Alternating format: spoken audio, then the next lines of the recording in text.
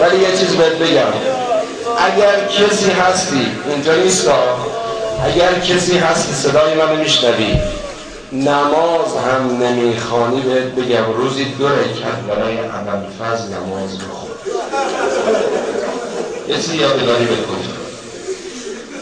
اگر کسی هستی ممکنه نماز هم نخوانی، بهت بگم روزی 2 رکعت برای ابوالفضل نماز بخون. این 2 رکعت نماز ابوالفضل دستتو میذاره تو دست خدا. خدایا به حق محمد آل محمد عاقبت هامون ختم به خیر بگم،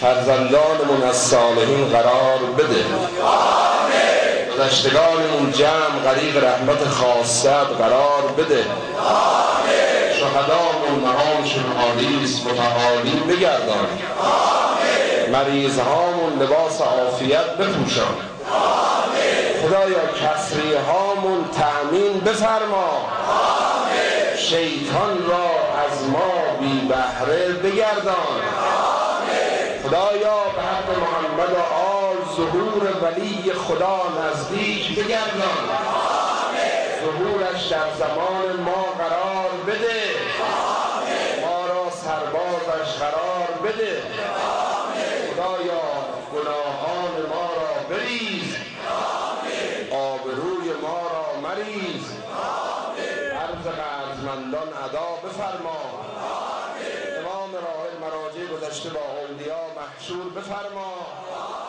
رهبر معظم انقلاب طول عمر با عزت و با برکت عنایت بفرما.